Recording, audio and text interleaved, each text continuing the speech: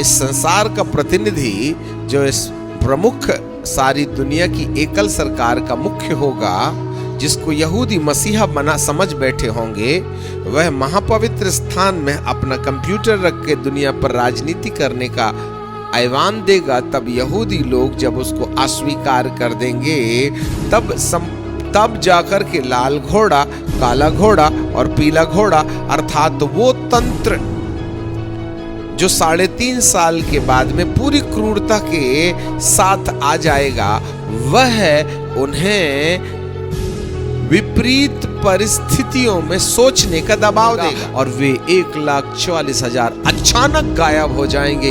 इतनी भारी संख्या में स्वर्ग में एट ए टाइम सेकंड्स के अंदर में स्वर्ग में पहुंचाए जाएंगे और उनको 3.5 साल तक वहां रखा जाएगा और वे फिर यीशु मसीह के पीछे श्वेत घोड़े पर शुद्ध मलमल पहन के हाथ में तलवार लेकर के जाति जाति को, जिनके माथे पर 666, जिनके हाथ पर RFDI चिप लगी है, उनके साथ वे घमासान लड़ाई लड़ने के लिए भेजे जाएंगे। सनातन काल के विराट परमेश्वर, हम आपको धन्यवाद देते हैं, आपकी आराधना, स्तुति और तारीफ करते हैं। आज की सुहानी इस रात्रि काल में प्रभु हम एक बार फिर उस प्रकाशित वचन को जो आपके नबियों के द्वारा प्रकट किया गया था, ओ प्रभु जी, उसका भेद समझने के लिए आज हम चिंतन मनन में लगे हैं। ऐसे समय में प्रभु आप हमारी मदद कीजिएगा। पवित्र आत्मा, हम अपने आप को आपके हाथों में संपूर्ण नियंत्रण के लिए छोड़ देते हैं और प्रभु आपकी महिमा हमारे जीवन पर होने पाए और आप अपने दिल की बातें हमें कह दें। यीशु आपको धन्यवाद मसीह यीशु के नाम से मांगते हैं, आमीन।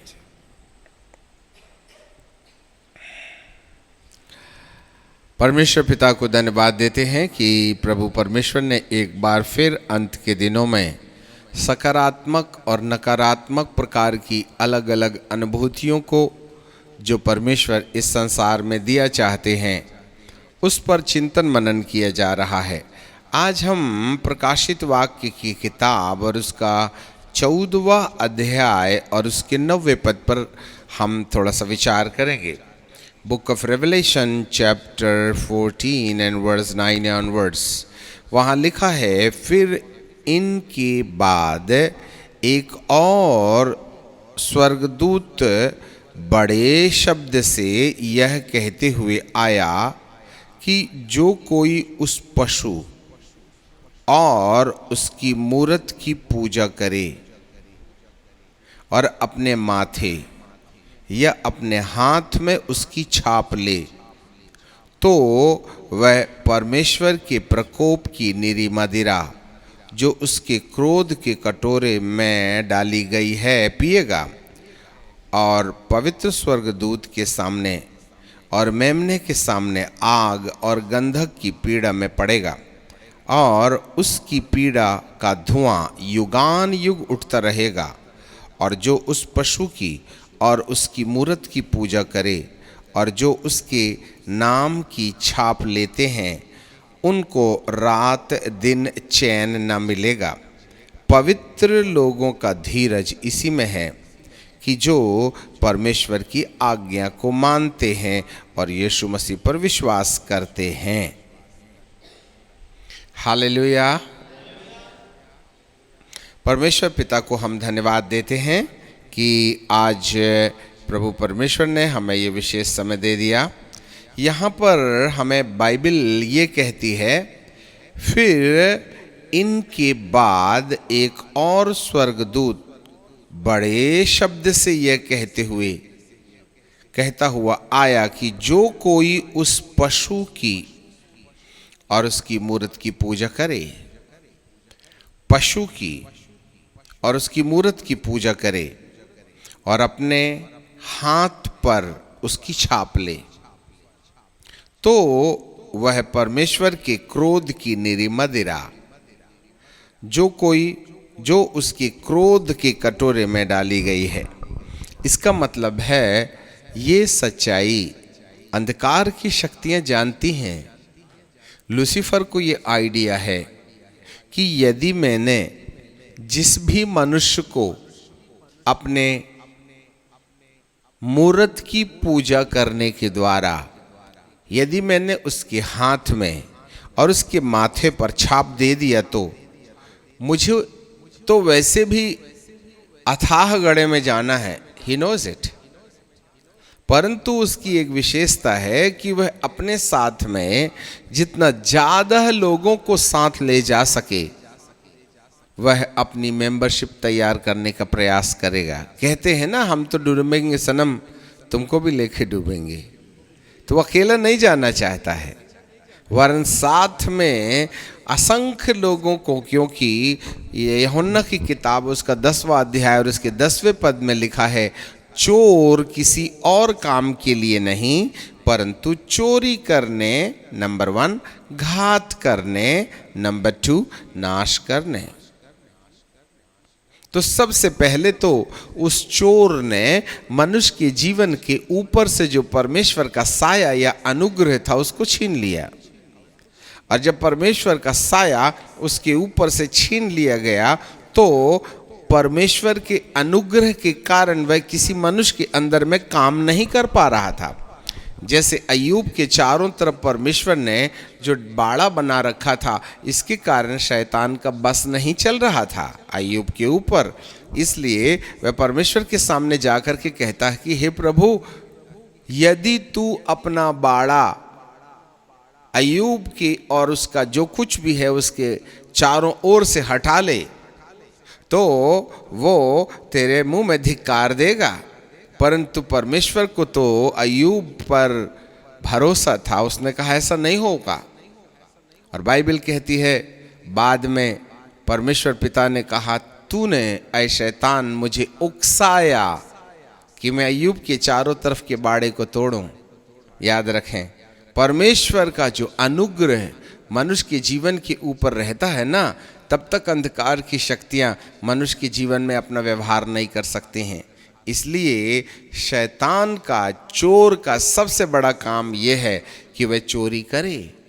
तो उसने परमेश्वर के अनुग्रह की चोरी की। उसको फल खिलवाने के द्वारा परमेश्वर ने अपनी पवित्र आत्मा को अदन के बाग में आदम से वापस ले लिया।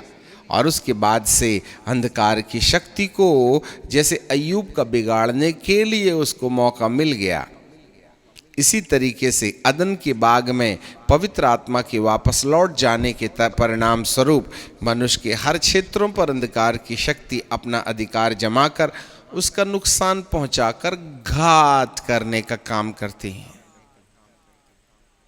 Second stanza. परंतु उसका एक अंतिम स्टेंजा है, चोरी करना, अनुग्रह की, घात करना, तन मन धन पर नुकसान पहुंचाना और उसको परमेश्वर के सत्य के बारे में अंधा बनाए रखना, यह है घात। और इसके बाद में जब घात की सीमा समाप्त हो जाए तब वह नाश करता है। ध्यान दो, तब वह नाश करता है। नाश का मतलब होता है, उसको मालूम है कि मैं अंत के दिनों में अधोलोक में नहीं परंतु अथाह गड्ढे में डाल दिया जाऊंगा, जहां युगान युग का धुआं निकलते रहेगा। इसलिए वो चाहता है कि मैंने तो जाना ही जाना है, परंतु जितने ज़्यादा मानव को परमेश्वर के वास्तविकता से, उसके सत्य से वंचित करके रखूं, उन सब को मैं अपने साथ ले जा सकूं, इस मनसा से वह भरसक कोशिश करेगा कि वह मनुष्य के जीवन के ऊपर उसके हाथ में और उसके माथे पर मोहर लगा दे। Listen me carefully. यहां पर उसका एक ही प्रयास रहेगा, शासन। सफेद घोड़ा वह जय करने के लिए निकला कि और भी जय प्राप्त करे। जब उसने जय प्राप्त कर चुका तब दूसरी मोहर के अंतर्गत काला घोड़ा। यहां पर बाइबल हमें बताती है वो जो पशु है, द बीस्ट, एबॉमिनेशन, पाप का पुरुष, विनाश का पुत्र, उसका एक ही उद्देश्य होगा और वो ये होगा कि वो अपनी मूर्त की पूजा करवाए और इसके लिए उसको एक और सहयोगी की ज़रूरत है। इसको यहाँ बंद मत कीजिएगा, यहाँ हम फिर वापस लौट के आएंगे। यदि आप 13वें अध्याय में चलें, इसके सामने वाले पन्ने में 13वें अध्याय में और उसके 11वें पद में बाइबल हमें बताती है, फिर मैंने एक और पशु को पृथ्वी पर से निकलते हुए देखा। अब जरा देखिएगा, यदि 13वें अध्याय के पहले पद को पढ़ें तो वहाँ लिखा है, मैंने एक पशु को समुद्र में से निकलते देखा। ये समुद्र में से निकलने वाला पशु जिसके 10 सींग और 7 सिर थे, अर्थात वन वर्ल्ड गवर्नमेंट, विश्वव्यापी एकल सरकार, उसको 10 सींग दिए गए और 7 सिर थे। ये जो है एंटी क्राइस्ट है, ख्रिस्त विरोधी। जैसे देखो, ये सब प्रभु यीशु मसीह की परमेश्वर के सिस्टम का डुप्लीकेट है। यहोवा परमेश्वर का स्थान उस पुराने अजगर ने ले लिया, वही पुराना सांप। और जैसे यहोवा परमेश्वर ने उद्धार करने के लिए, मनुष्य से बात करने के लिए अपने वचन को देहधारी होकर के धरती पर भेज दिया और वो यीशु के नाम से जाना गया, इसी तरीके से अजगर अपनी ताकत और सामर्थ्य और अधिकार दे करके अपनी योजना, घृणित योजना को, एबॉमिनेशन, घृणित योजना को लेकर एक व्यक्ति को अपॉइंट करेगा, जिसको अभिषिक्त पुरुष कहते हैं। ये है एंटी क्राइस्ट, एक व्यक्ति है। उसके हाथ में सारी दुनिया की सरकार होगी, उसके हाथ में संपूर्ण धरती के धर्म की चाबी होगी, उसके पास सारी दुनिया का बाजार और पैसा होगा, और उसके पास उसकी सारी धरती की ताकत, मिसाइल पावर उसके हाथ में होगा। परंतु जैसे पिता ने पुत्र को अपनी बात कहने के लिए भेजा, वैसे ही लूसीफर एक शासन को वहाँ परमेश्वर का राज्य लेकर के आया, यहाँ पर शैतान का राज्य लेकर के ये ख्रिस्त विरोधी एंटी क्राइस्ट एक पुरुष के रूप में, एक शासन के रूप में, एक शासक के रूप में आता है। फिर प्रभु यीशु मसीह ने अपने सत्य को प्रकट करने के लिए पिता से विनती करके एक सहायक, जैसे यूहन्ना की किताब में लिखा है, मेरा तुम्हारे लिए जाना अच्छा है और मैं जाऊंगा और पिता से विनती करूंगा और वह तुम्हें एक सहायक दे, अर्थात सत्य का आत्मा, द होली स्पिरिट। बिल्कुल इसी तरीके से दुष्ट भी त्रिएक रूप में काम कर रहे हैं। पिता का स्थान लूसीफर ले लेता है, पुराना अजगर, और वो अपने वचन और अपनी योजना को लेकर के ख्रिस्त विरोधी को जन्म देता है। और हमने उसको पहले ही बता रखा था कि एक पुरुष जो आधा मानव होगा और आधा दानव होगा, अर्थात वह दुष्ट शक्ति के द्वारा उत्पन्न होगा। फेरोशियस, बुद्धिमान, चौड़ा, हट्टा कट्टा, लंबा, बहुत खूबसूरत, शार्प, उसके पास में शैतानियत की तमाम प्रकार की कूटनीतियों से भरी हुई बुद्धियां होंगी। सो अजगर उसको अपनी सामर्थ्य दे देगा। तो जिस तरीके से पिता ने पुत्र को भोज भेजा और पुत्र ने पवित्र आत्मा को इस संसार में पुत्र के रहस्य को प्रकट करने के लिए भेजा, उसी की नकल में एक और पशु पृथ्वी पर से निकलता हुआ दिखाई दे रहा है। 11वें पद में लिखा है, फिर मैंने एक और पशु को पृथ्वी पर से निकलते हुए देखा, उसके मेमने के से 2 सींग थे और वह अजगर की नाई बोलता था। जैसे पवित्र आत्मा पिता की तरह बात करता है, वैसे ही ये झूठा भविष्यवक्ता है, the false prophet, antichrist and next false prophet, लिख लीजिएगा, ठीक है। 13वें अध्याय के पहले पद में ख्रिस्त विरोधी है। 13वें अध्याय के 11वें पद में वो जो पशु है पृथ्वी से निकला, वह झूठा भविष्यवक्ता, वो झूठा मसीहा है, ये झूठा भविष्यवक्ता है जिसके 2 सींग है और अजगर की नाई बोलता है, और वह पशु का सारा अधिकार जरा ध्यान देना शब्दों पर, पशु का सारा अधिकार अर्थात ख्रिस्त विरोधी वो पशु जो समुद्र में से निकला है ना, उसका सारा अधिकार उसके सामने अर्थात पशु के सामने काम में लाता है। इसका मतलब ये पृथ्वी से निकलने वाला पशु पहले पशु को जो समुद्र में से निकल के आया है उसके लिए नबी का काम करेगा, उसके लिए गिराए हुए प्रॉफिट की तरह काम करेगा, और पृथ्वी और उसके रहने वालों से पहले पशु का जिसका प्राणघातक घाव अच्छा हो गया था पूजा करवाता था। जैसे पवित्र आत्मा पुत्र यीशु के बारे में उसकी महिमा करने के लिए हमको मदद करता है, इसी प्रकार से ये जो फॉल्स प्रॉफिट है वह पहले पशु की जिसका प्राणघातक घाव अच्छा हो गया था उसकी पूजा कराता है था, और वह बड़े बड़े चिन्ह दिखाता। जैसे पवित्र आत्मा अद्भुत काम करते वैसे बड़े बड़े चिन्ह दिखाता, यहाँ तक कि मनुष्य के सामने स्वर्ग से, मतलब तीसरे स्वर्ग से नहीं वरन दूसरे स्वर्ग से पृथ्वी पर आग बरसा देता था, और उन चिन्हों के कारण जिन्हें वह पशु के सामने दिखाने का अधिकार उसे दिया गया था। इसका मतलब परमिटेबल सिचुएशन है यहाँ पर परमेश्वर की ओर से। वह पृथ्वी के रहने वालों को इस प्रकार भरमाता था कि वह पृथ्वी के रहने वालों से कहता था, जिस पशु की तलवार लगी थी वह जी गया है और उसकी मूर्ति बनाओ, और उस पशु की मूर्ति में प्राण डालने का अधिकार दिया गया झूठे भविष्यद्वक्ता को, और वह पशु की मूर्ति बोलने लगी। ये पशु की मूर्ति है क्या? The beast. पशु की मूर्ति और कोई नहीं, आप सबके हाथ में है, और वो है आपका मोबाइल, अर्थात इंटरनेट से जुड़ा हुआ सिस्टम। पहले इंटरनेट नहीं होता था, ओनली मोबाइल होता था, तब तक समस्या नहीं थी बटन वाला नोकियो का। अभी फिर से जियो कंपनी ने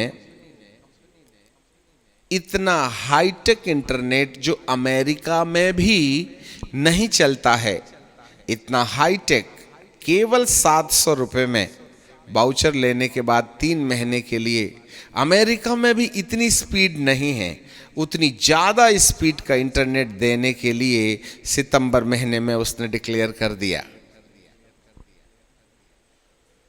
अब हमारे देश में इंटरनेट की इतनी रफ्तार होगी कि धरती के अंदर किसी भी देश ने इतना हाईटेक इंटरनेट नहीं दिया है। सेकंड्स में सब कुछ खुल जाएगा, वेट करने की जरूरत नहीं है। धीरे धीरे जियो संसार के, भारत के हर व्यक्ति के हाथ में आने की संभावनाएं हैं। हमें नहीं मालूम, प्रारंभ से ही जियो का नाम सुनते बराबर एक अजीब सी बेचैनी होती है, अभी तक इसके लक्षण दिखाई नहीं दिए हैं। सो आपके पास में ऑलरेडी मूर्ति है।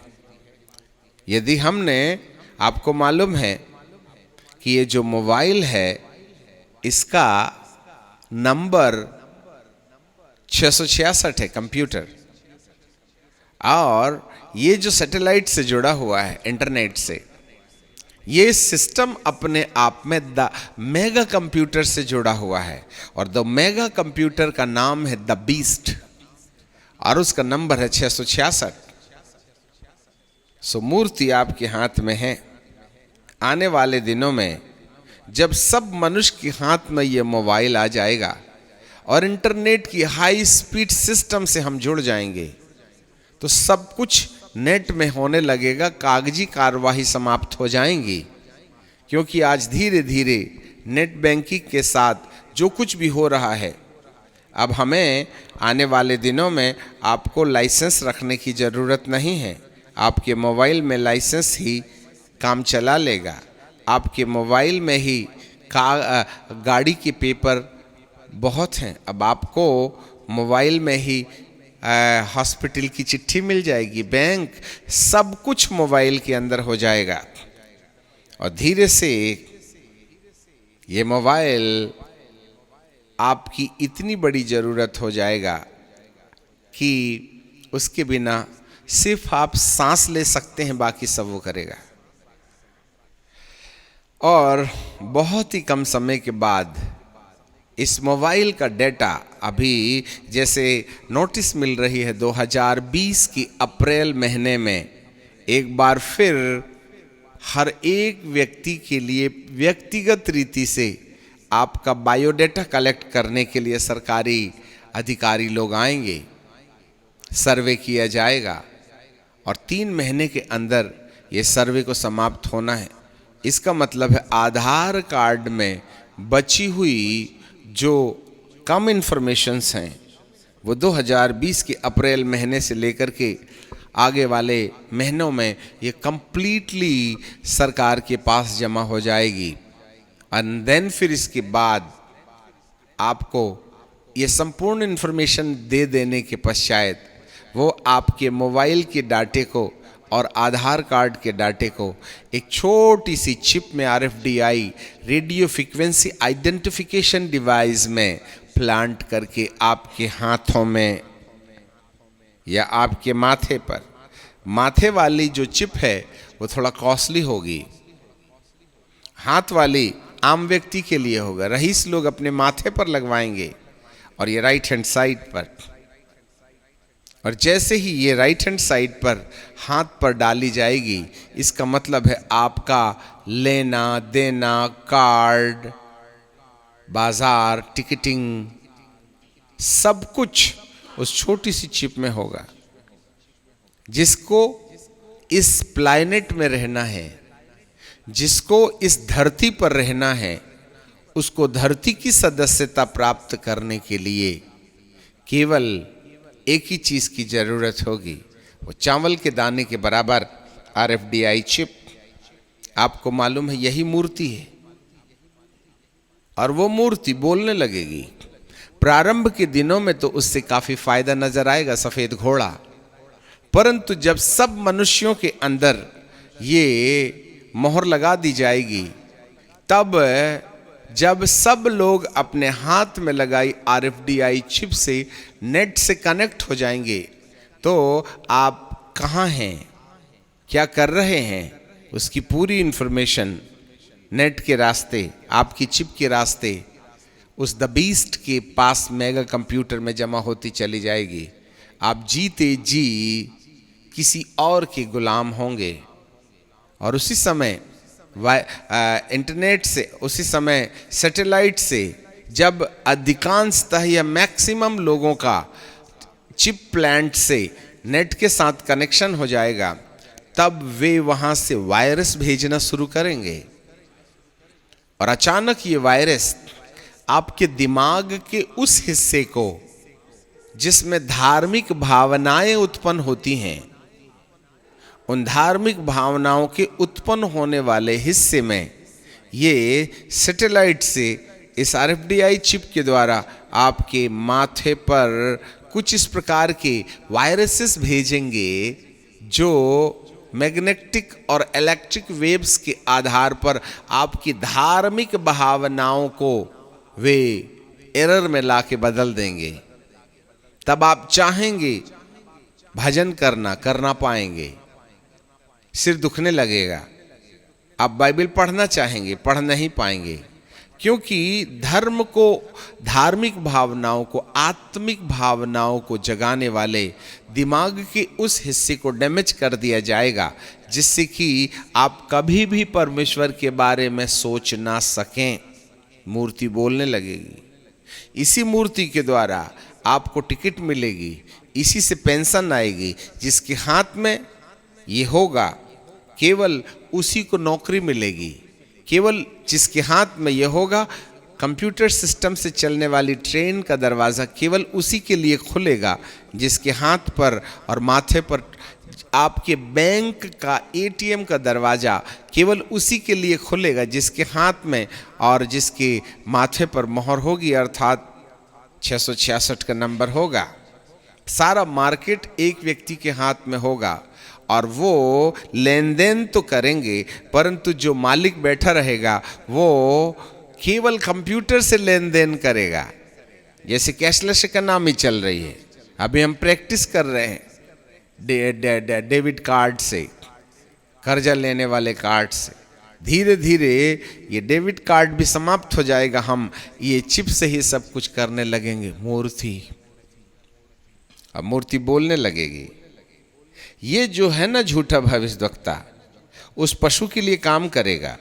जैसे पवित्र आत्मा पुत्र यीशु के लिए काम करते हैं, इसी प्रकार से ये जो पशु है पृथ्वी में से निकल के आया, पहले पशु की मूर्ति को स्थापित करेगा और उसमें प्राण फूंक देगा और वह बोलने लगेगी। और जितने लोग उस पशु की मूर्त की पूजा ना करेंगे,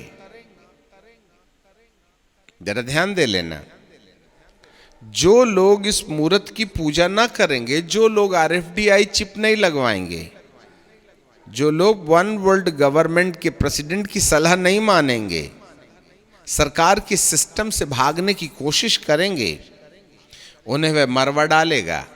आपको मालूम होवे भारी मात्रा में ईमानदार लोग शहीद किए जाएंगे, क्योंकि आपने उस एबॉमिनेशन के साथ सहभागी नहीं होकर अपने लिए मौत बटोरा है। अब यहां पता चलेगा कौन परमेश्वर का है। और उसने अर्थात झूठे भविष्यवक्ता ने छोटे बड़े, धनी, कंगाल, स्वतंत्र, दास सबके हाथ में और उनके माथे पर एक एक छाप कर दी कि उसको छोड़ जिसको छाप लगी है, जिस पर छाप है अर्थात उस पशु का नाम द बीस्ट और उसके नाम का अंक 666, कोई लेन देन नहीं कर सकेगा। मतलब कैशलेस इकोनॉमी, बहुत ही कम समय के अंदर ये सब कुछ जो पैसा चल रहा है ना, वह समाप्त हो जाएगा। ज्ञान इसी में है, जिसको बुद्धि हो वह इस पशु का अंक जोड़ ले, क्योंकि वह मनुष्य का अंक है अर्थात उसका अंक 666 है। अब जरा देखिएगा, मतलब इस धरती पर रहना है, चावल खरीदना है, ट्रेन में यात्रा करना है, मॉल से सामान खरीदना है, नौकरी जाना है, व्यापार करना है। यदि आपको इस धरती के अंदर जीवित रहने के लिए जो आवश्यक सामग्रियां हैं, वो सब केवल उन लोगों के लिए उपलब्ध होंगी जो अपने हाथ पर और माथे पर मोहर लगाएगा। देख लीजिएगा। और कल हमने ये देखा था दानियल की किताब में कि जो लोग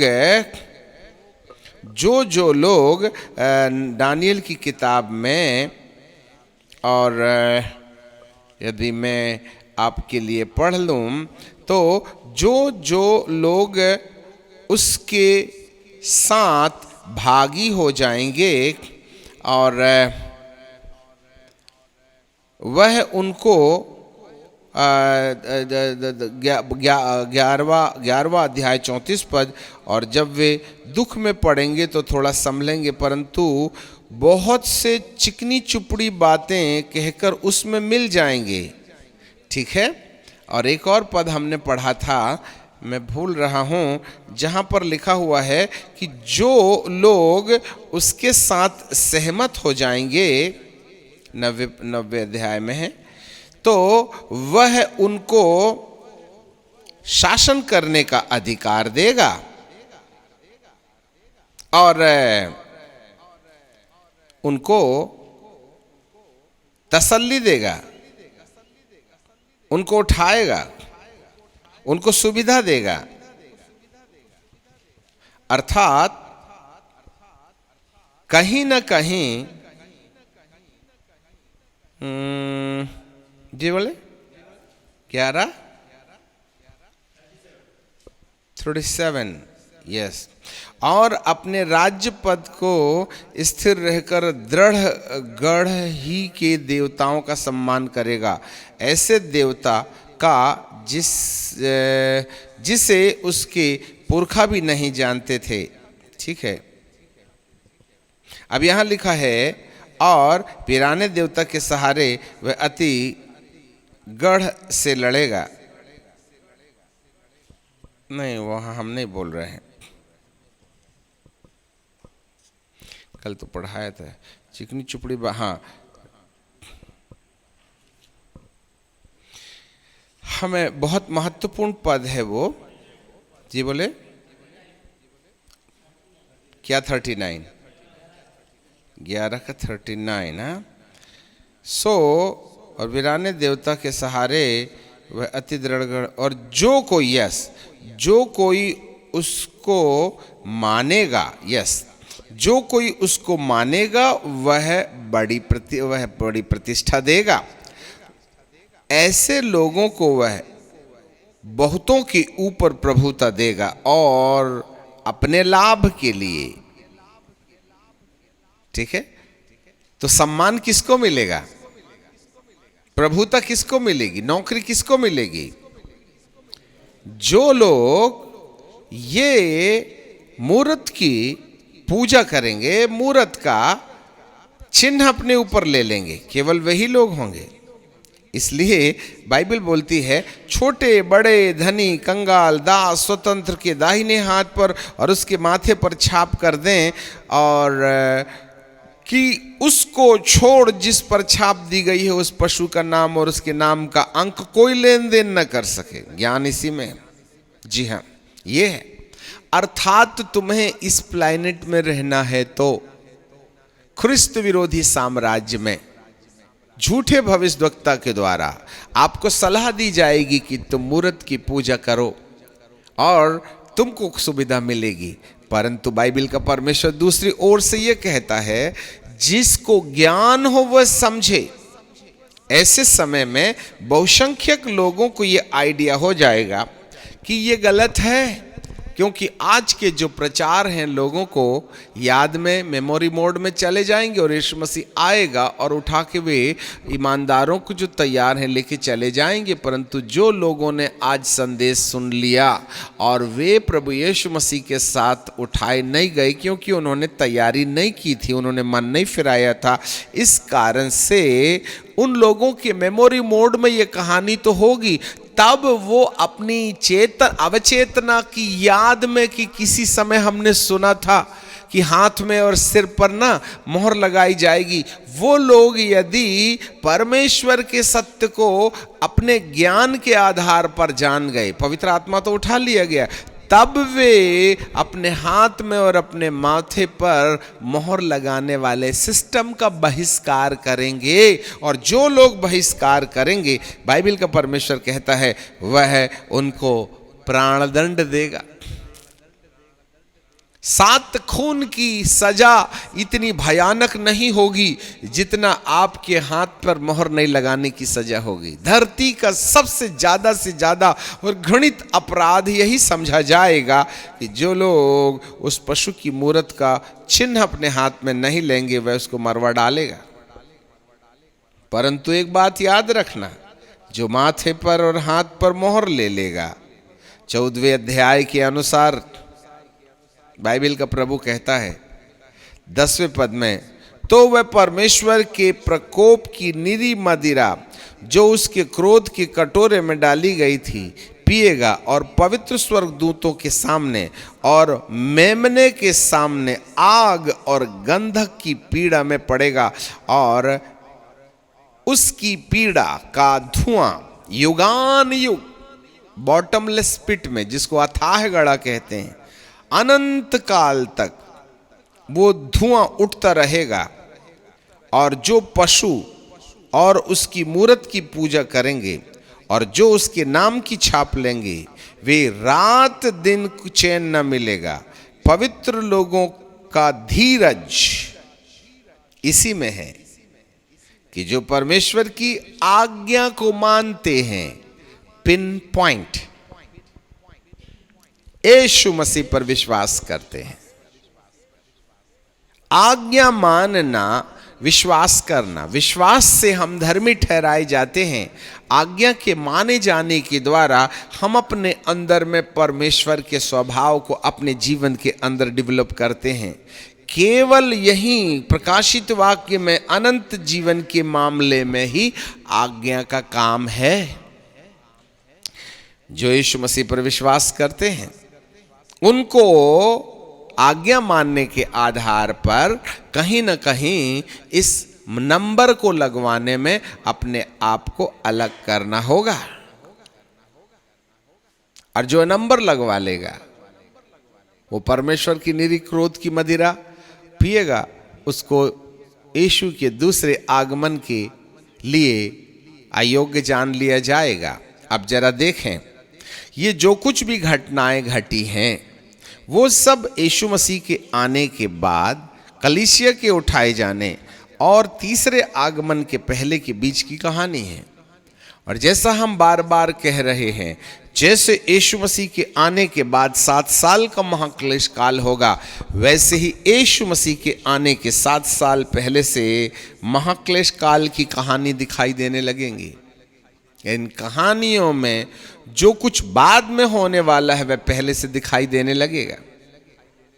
आज जो भी की कलीसिया इस धरती पर है, हमारा पूरा बायोडाटा इंटरनेट के द्वारा RFDI चिप में डालने की संपूर्ण योजना 99% लगभग पूरी हो गई है।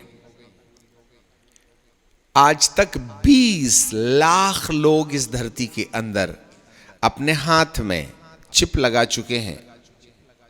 2015 में वॉशिंगटन DC में जब रोम सम्राट पोप और ओबामा की प्रतिनिधित्वता में वन वर्ल्ड गवर्नमेंट के ऊपर में डीपली चर्चा की जा रही थी और उन्होंने RFDI चिप को वेलकम किया, तो सबसे पहले रोमन सम्राट पोप ने जितने भी ऑफिसर्स एंड सिक्योरिटी वाले रोम में थे, उनके हाथ पर और उनके माथे पर ये चिप प्लांट करने का काम सबसे पहले वेलकम के रूप में किया।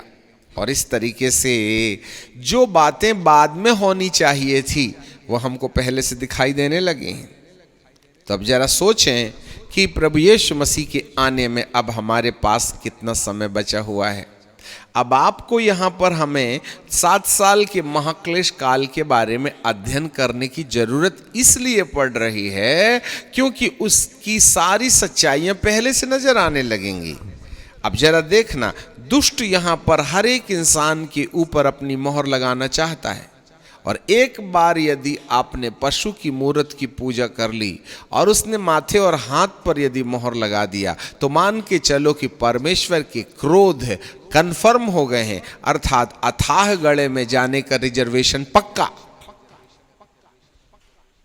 अब फिर से हम वापस आ जाते हैं, इसको मिटाना नहीं, हम फिर वापस आ जाएंगे यहेजकेल की किताब में और उसके 9वें अध्याय में। वहां भी मोहर लगाए जाने का कार्यक्रम किया जा रहा था। तो कल हमने देखा था 9वें अध्याय के 3 पद में, इज़राइल का परमेश्वर यहोवा का तेज करूबों पर से उसके ऊपर वह रहा करता था, वह भवन की देवड़ी पर आ उठा था और उसने उस सन के वस्त्र पहने हुए पुरुष को जो कमर में दबात बांधे था पुकार कर कहा कि यहोवा ने उससे कहा कि यरूशलेम नगर के भीतर इधर उधर जाकर जितने मनुष्य घृणित काम के कारण जो उसमें किए जाते हैं सांसें भरते। क्या मतलब है? एबॉमिनेशन अर्थात दुष्ट कूटनीति के द्वारा इंसान के शरीर पर 666 नंबर लगाने का सिस्टम। जो लोग उसको वेलकम करेंगे उनको वो प्रतिष्ठा देगा, आपने दानियल में पढ़ लिया, और वह उनको शासक बनाएगा, नौकरी मिलेगी। परंतु जो लोग RFDI चिप नहीं लगवाएंगे वे सताए जाएंगे, जिसको आपने ऑलरेडी प्रकाशित वाक्य में पढ़ लिया कि जो मूर्त की पूजा न करे और जो उसका अंक ना ले उसको मरवा डालेगा। तो जो लोग उस नंबर को अपने हाथ में नहीं लेना चाहेंगे उनको भागना होगा, उनको इस संसार से अलग होना पड़ेगा। आप संसार में नहीं रह सकते, क्योंकि यदि आपने नंबर नहीं लगवाया, यदि आपने नंबर लगवा लिया तो आप आम आदमी की तरह धरती पर रहिएगा। यदि आपने उस RFDI चिप को लगवाने से इनकार कर दिया तो आपको धरती का सबसे बड़ा मुजरिम समझा जाएगा और आप जेल में नहीं डाले जाएंगे, वरन जेल में डाले भी गए तो इतनी भयानक प्रताड़ना होगी जो धरती पर आज तक किसी को नहीं दी गई है। वहां यदि आप विश्वास योग्य साबित हो गए, तब यदि आपका नाम शहीदों की लिस्ट में आ गया, तब तो मान के चलिएगा कि आप कहीं ना कहीं अपने प्राणों की रक्षा कर सकते हैं।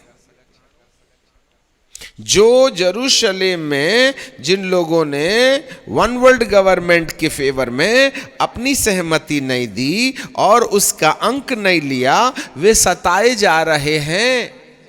इसलिए बाइबल कहती है जो घृणित कामों के कारण सांसें भरते थे और दुख के मारे चिल्लाते थे, केवल यही वही जगह होगी जहां पर परमेश्वर अपनी मोहर उन पर लगाएगा। पहले वो मोहर लगाएगा, संसार का अधिपति, और जो उसके सहमति में नहीं होंगे वे उसके द्वारा सताए जाएंगे, और जो सताए जाएंगे केवल वही आइडेंटिफाई किए जाएंगे परमेश्वर के दूत के द्वारा कि तुमने जो नंबर नहीं लगवाया और दुख सहते रहे, कष्ट सहते रहे और तुमने मेरे सत्य पर बने रहने का उपाय किया है, अब मैं जान गया हूं कि तुम मेरे लोग हो। तब स्वर्गदूत जो है अपनी कमर में लटकी दवात में से उनके माथे पर मोहर कर देगा। देखो वो भी माथे पर मोहर कर रहा है, स्वर्गदूत भी माथे पर मोहर कर रहा है, परंतु वो पहले मोहर करेगा और जो लोग उसकी मोहर को नहीं लगवाएंगे सताए जाएंगे। देन फिर लंबे समय के बाद जब प्रभु को कॉन्फिडेंस हो जाएगा कि ये मेरे साथ मरने को तैयार है परंतु संसार के साथ समझौता करने के लिए तैयार नहीं है, तब जाकर के प्रभु ऐसे लोगों को कहेगा इसके माथे पर मोहर कर दे। तब आगे बाइबल कहती है कि मेरे सुनते हुए, 5वें पद में यहेजकेल की किताब के 9:5 में, और उसने मेरे सुनते हुए दूसरे से कहा, नगर में उसके पीछे पीछे चलकर मारते जाओ, किसी पर दया न करना, न कोमलता का काम करना, बूढ़े, युवा, कुंवारी, बच्चे, स्त्री, सबको मार करके नाश करो, परंतु जिस किसी मनुष्य के माथे पर वह चिन्ह जो पहले स्वर्गदूत ने दे दिया है ना, नहीं है ना, उसके निकट न जा, उसके पास निशान है ना, उसके निकट ना जाना, और जिनके माथे पर परमेश्वर की मोहर नहीं अर्थात ख्रिस्त विरोधी की मोहर है, उनको ना मार करके नाश करो और मेरे पवित्र स्थान से ही आरंभ करो। और उन्होंने याजकों और पुरनियों से ये काम शुरू किया। इसका मतलब याजक और पुरनिया थे यहां पर।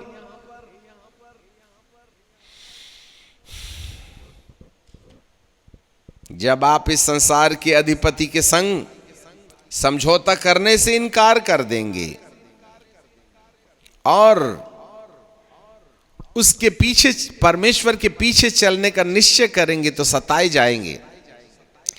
इसी समय प्रभु हमारी परीक्षा करेगा। अब हम एक पद और आपके लिए पढ़ना चाहते हैं, प्रकाशित वाक्य की किताब और उसका 11वां अध्याय। जाइए,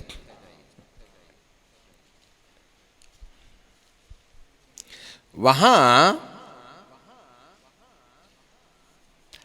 ऐसा करते हैं, हम पहले 9 अध्याय पढ़ते हैं, ठीक है। Book of Revelation chapter 9 and verse 1 onwards. और 5वें स्वर्गदूत ने तुरही फूकी तो मैंने स्वर्ग से पृथ्वी पर एक बड़ा तारा गिरता हुआ देखा, उसे अथाह कुंड की कुंजी दी गई और उसने अथाह कुंड को खोला, स्वर्गदूत ने, और अथाह कुंड में से बड़ी भट्टी का सा धुआं उठा और कुंड के धुएं से सूर्य और वायु अंधेरी हो गई और उस धुएं में से पृथ्वी पर टिड्डियां निकली जो पृथ्वी के बिच्छू की सी शक्ति दी गई। और उसने उनसे कहा गया, ना तो पृथ्वी की हरियाली को, ना किसी घास को, ना किसी हरियाली को, ना किसी पेड़ को हानि पहुंचाओ, केवल उन मनुष्यों को जिनके माथे पर परमेश्वर की मोहर नहीं है। इसका मतलब है जिनके माथे पर परमेश्वर की मोहर नहीं है, अथाह कुंड से ऐसी टिड्डियां निकलेंगी जिनकी पूंछ में बिच्छियों की सी जलन की ताकत होगी। वो जिन्होंने परमेश्वर के मोहर को अपने लिए नहीं लिया है, उनको ये डसेंगी। अब आप मत मानो, और उन्हें मार डालने का तो नहीं, पर 5 महीने तक लोगों को पीड़ा देने का अधिकार दिया गया। अब हमारे पास में एक प्रश्न है कि आखिरकार इन बिच्छुओं के समान डंक मारने वाली टिड्डियों को 5 महीने तक पीड़ा देने का अधिकार क्यों दिया गया? इन पीड़ाओं को प्रभु क्यों दे रहा है? चाहे वो यीशु के आगमन के बाद के 7 साल के महाक्लेश काल में 3.5 साल के पश्चात वाला कार्यक्रम हो, या यीशु मसीह के आने के लगभग 3.5 साल के पहले दौरान में, जब कलीसिया को प्रसव वेदना होगी, वहां भी मोहर मारने का काम किया जाएगा। और उन समयों में चाहे वे बाद के लोग हों या पहले के लोग हों, पीड़ाएं इसलिए होंगी जिससे कि परमेश्वर उनसे एक बात की उम्मीद रखे। जरा आगे देखते हैं, 20वें पद में लिखा हुआ है, प्रकाशित वाक्य 9:20 में, और बाकी मनुष्यों ने जो उस मरी से न मरे, अपने हाथों के कामों से मन न फिराया। जरा देखना, ढिठाई की भी सीमा होती है। और दुष्टात्मा की और सोने की और चांदी की और पित्तल की और पत्थर की और काठ की मूरत की पूजा न करें, न देखती हैं, न सुनती हैं, न चलती हैं। और जो खून और टोन्हा और व्यभिचार और चोरियां उन्होंने की थीं, उनसे मन ना फिराया। इसका मतलब है परमेश्वर उनको 5 महीने की पीड़ा इसलिए देगा, शायद वे इस पीड़ा में पड़े मन फिरा लेते। लिसन मी केयरफुली, परमेश्वर इन पीड़ाओं को इसलिए परमिट कर रहा है कि लोग पश्चाताप करें, लोग परमेश्वर के पास लौट आएं। इवन दो आज धर्मी लोगों ने भी सत्य के प्रेम का बहिष्कार किया है। आज हम सेल्फिश हो गए। यदि हर एक प्रभु यीशु मसीह के अनुयायियों को हम देखें और उनकी प्रार्थना को रिकॉर्ड करें और एकांत में सुने, तो वे ये जरूर कहते हैं कि हाँ प्रभु, हम आपको प्यार करते हैं, परंतु उनकी प्रार्थना और उनके मोटिव को यदि आप देखें तो केवल 70 बरस की जिंदगी में जो आवश्यकताएं मनुष्य की हैं ना, उसी को लक्ष्य बनाकर वे परमेश्वर से, चाहे वे उपवास कर रहे होंगे या प्रार्थना कर रहे होंगे या उसकी भक्ति कर रहे होंगे, प्रार्थनाओं को उठा करके देखें जिसमें केवल हम ये गुहार लगाते हैं, हे प्रभु मैं तेरे पास आया हूं अंतर्यामी, तू जानता है मेरी जरूरतों को, मांगने से पहले तू जानता है। आज मेरे बेटे का बर्थडे है, मेरी नानी की नाक में नली लगी है, आज बड़े बेटे का इंटरव्यू है, मुझे घर चाहिए, मुझे बंगला चाहिए, मुझे कार चाहिए। कई लोग तो दुआ करते हैं जो हमको सताते हैं, हे प्रभु तू तो उनका सर्वनाश कर दे। प्रभु पापियों को बचाने आते हैं, तुम पापियों के ऊपर में खुदा की आग बरसाना चाहते हो। आज इंसान सेल्फिश मोटिव पर बैठा हुआ है, परंतु आप भूल गए कि प्रभु ने तुमको रोटी, कपड़ा और मकान के लिए उद्धार नहीं दिलाया था, वरन इसलिए जिससे कि आप परमेश्वर के अनुग्रह से उस प्यार को, जिस प्यार को प्रभु आपके जीवन के अंदर देना चाहता है, जिसके द्वारा तुम्हारा उद्धार हो सकता था,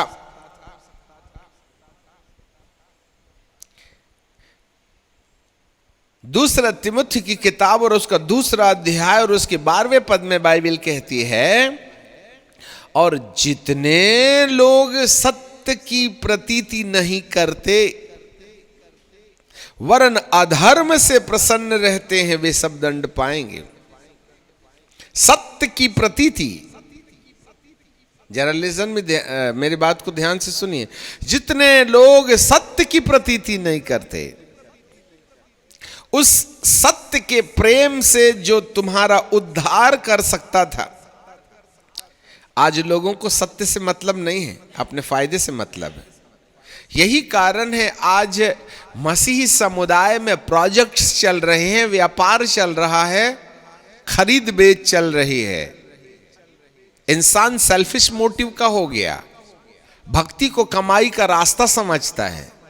मेरा क्या फायदा होगा प्रभु के पीछे, मैं कैसे सुखमयी अपनी जिंदगी और अपने परिवार की बना सकता, इसी मोटिव से तो लोग न प्रभु जी के पीछे चल रहे। परंतु बाइबल का परमेश्वर कहता है उन्होंने मन नहीं फिराया, इसलिए वे यीशु के दूसरे आगमन के पहले जो ट्रिबुलेशन या प्री ट्रिबुलेशन होगा, जिसमें लोग मेरे नाम के कारण सताएंगे, जगह जगह अकाल पड़ेगा, मरियां होंगी, भूकंप होंगे, जाति जाति पर, राज्य राज्य पर चढ़ाई करेगा, जिसको यीशु मसीह ने अपने आगमन के पहले कहा था मत्ती रचित सुसमाचार के 24 अध्याय के 3 पद के आगे।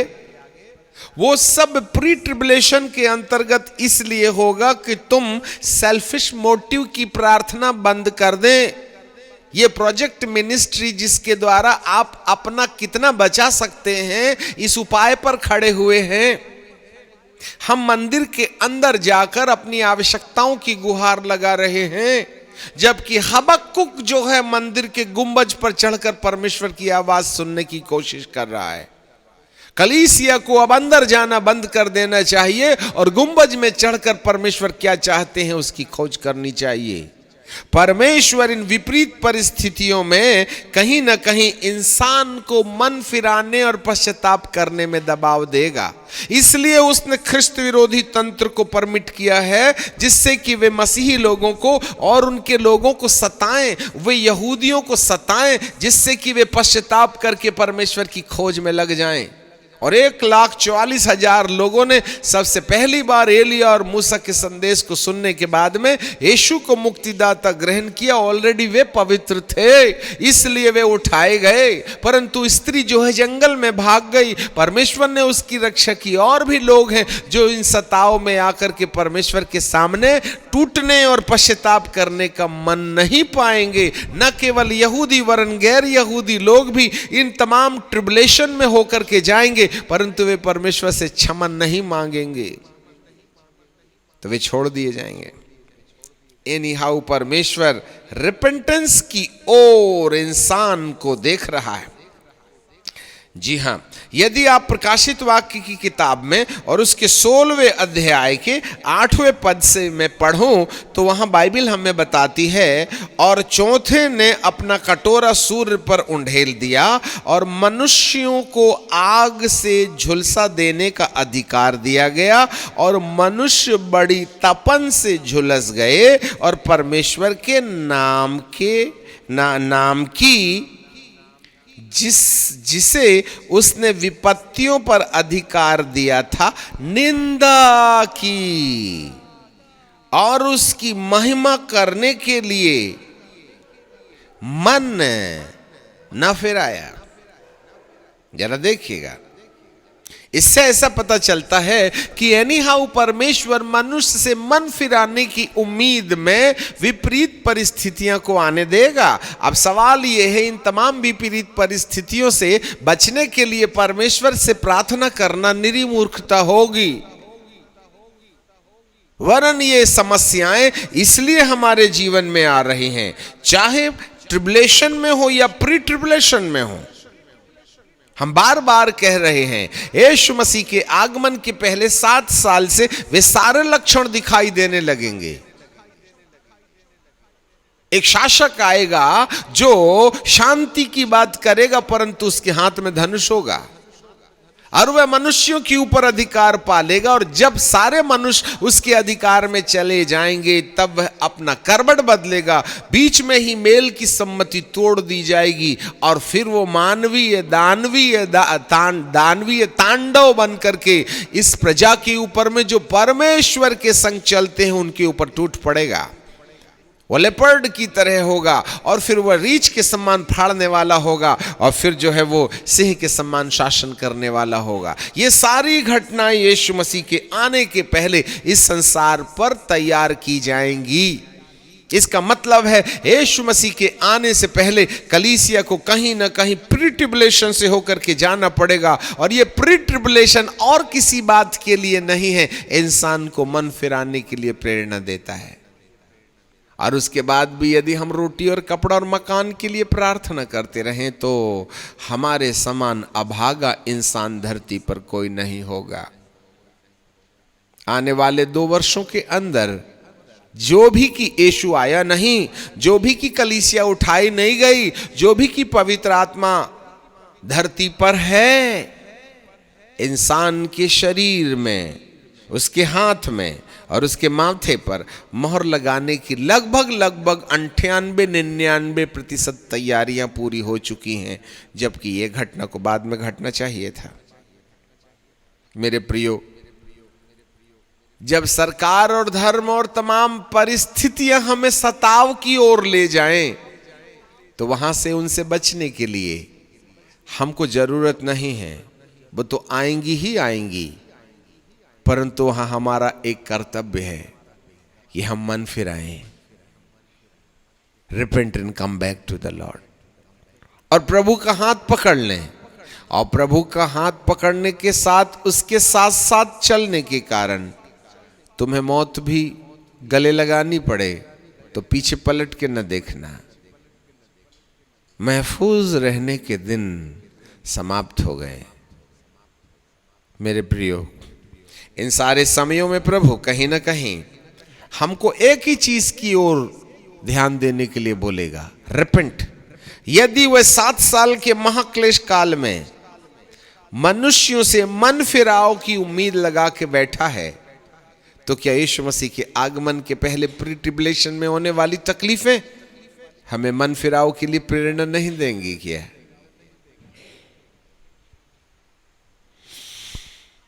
रिपेंटेंस। मैं आपको एक बात कह के समाप्त करना चाहते हैं। और आज धरती के अंदर में जितने भी बाइबल के विद्वान हैं, उन्होंने विश्वास करना सिखाया, उन्होंने ईश्वर के प्यार की कहानी बताई, उन्होंने परमेश्वर की दया की चर्चा की, उन्होंने उन अधिकारों के बारे में बताया जो पवित्र आत्मा के द्वारा हमारे अंदर रहते हैं। ये बिल्कुल सत्य है, ये होना भी चाहिए। परंतु इस अध्याय के साथ एक और अध्याय है, और वो अध्याय है मन फिराओ। प्रभु यीशु मसीह ने मत्ती की किताब के 4:17 में जब संदेश शुरू किया था तो उसने सबसे पहले यही संदेश दिया था, मन फिराओ। हम चंगाई करने लगे, मन फिराने का संदेश नहीं दिया। मुझे आज धरती के अंदर में एक प्रचारक और किताब बता दें जो धरती के अंदर मनुष्य को मन फिराव का संदेश दे रहे हैं, तो हम तो मुख्य उद्देश्य जो प्रभु का था वही भूल गए। वहां से प्रभु ने शुरू किया था, मन फिराओ, लौट आओ, परमेश्वर का राज्य निकट आ गया है। मन फिराओ, लौट आओ। वह पुलिस वालों को कहने लगा, कमाई का रास्ता बंद करो जो नीचे की है। फरीसियों सदूकियों को कहा, सांप के बच्चों पहले मन फिराओ। मुझे बताइए, आप में से कितने लोगों ने मन फिराव का संदेश सुना था और कितने लोगों को यह प्रेरणा दी कि गलती की है तो पश्चाताप तो करना ही पड़ेगा। हम तो ये मान बैठे कि प्रभु ने हमारे पापों को ले लिया, अब हमें कुछ नहीं करना है, केवल मान लेना है कि हम धर्मी हैं। तो अपने पापों का अंगीकार करके उसके पाप क्षमा के लिए प्रार्थना करने वाला कौन रह गया?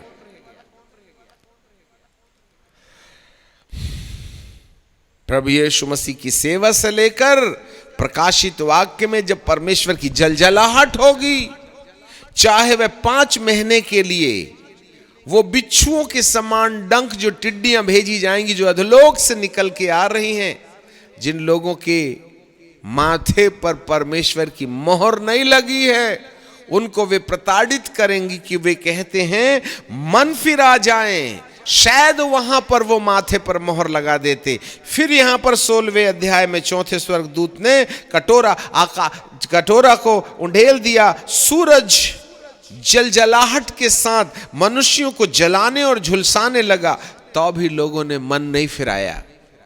ये मन फिराना इतना कठिन काम है जिसमें मेरे मालिक की भी एड़ी का पसीना निकल जाता है। अरे मन फिराने की चिप तो मसीहियत से निकाल के उधेड़ के अलग कर दी गई। आपने भी हजारों प्रचारकों को सुना होगा, मुझे एक बताइए जो मन फिराव का संदेश दे रहा है, रिपेंट एंड कम बैक, ऐसा उसके शब्दों में पाया जाता होगा। जो कुछ भी है उसको हम इनकार नहीं कर रहे हैं, पर जो साथ में होना चाहिए वह हमारे लिए भारी घाटे का विषय बन जाएगा। मन फिराने का सीधा सीधा संबंध अनंत जीवन से जुड़ा हुआ है, परमेश्वर के साथ सही संबंध बनाने से जुड़ा हुआ है। मात्र विश्वास नहीं, पश्चाताप की भी आवश्यकता है। काश परमेश्वर आपके मन की आंखें खोले। प्री ट्रिबुलेशन आपको सताने के लिए नहीं है, मन फिराने के लिए है। 7 साल के महाक्लेश काल में चाहे वो 7 मोहरों का तोड़ना हो, चाहे 7 स्वर्गदूतों की तुरी हो, चाहे 7 कटोरे का उंडेला जाना हो, इंसान से खुदाबंद केवल पश्चाताप की उम्मीद करता है। यदि आपने मन फिराने में देरी की तो बार बार की घटनाएं जो मन फिराने के लिए है, उस पर यदि हम चेत करके वापस नहीं आए तो मेरे प्रियो, हमारे लिए परमेश्वर दुखी होकर के कहेगा, शायद अब मेरे पास और कोई उपाय नहीं बचा है। इसने सत्य के प्रेम का बहिष्कार किया है और अनंत काल तक गंधक का धुआं जहां निकलेगा, तमाम उन लोगों को जिन्होंने अपने हाथ में चिप लगवा रखी है, जिन लोगों ने अपने सिर में माथे पर इस वन वर्ल्ड गवर्नमेंट की सील लगा रखी है, RFDI जिससे लेन देन की जाती है, उसको अपने हाथ पर यदि शरीर पर लगा रखा है, तो वे परमेश्वर की जलजलाहट से अपने आप को बचाने पाएंगे। और हम एंटी क्राइस्ट झूठा भविष्यवक्ता के साथ अधोलोक में नहीं, अथाह गड्ढे में, जिसको नरक कहते हैं, वहां डाल दिए जाएंगे। परंतु लूसीफर को कैद करके तारस तरस अर्थात एक जगह है जहां स्वर्गदूतों को रखा जाता है, गिराए हुए स्वर्गदूतों को 1000 साल के बाद में उसको थोड़े समय के लिए फिर खोला जाएगा। उस पर ना जाइए, हम रुक जाना चाहते हैं। प्रार्थना करें। सनातन काल के विराट परमेश्वर, हम आपको धन्यवाद देते हैं, आपकी आराधना करते हैं इन गंभीर विषयों को जो हमारे दिल को हिला देते हैं। हे पिता परमेश्वर, कितने भले थे वे लोग जो हमसे पहले चले गए, परंतु बाप हम पर तो आन पड़ी है। अब यदि प्रसव पीड़ा है ही है तो जच्चा के लिए इस पीड़ा को इनकार नहीं किया जा सकता। अब तो बीच बचाव का रास्ता यही है कि हम मन फिराकर परमेश्वर के साथ सही संबंध में जुटे रहें, लगे रहें। यही हमारे लिए आखिरी रास्ता बचा हुआ है। वेदी का सींग पकड़कर हम बर्बाद होने से बच सकते हैं। ऐसी दया हम पर होने दीजिए। यीशु नासरी के नाम से मांगते हैं।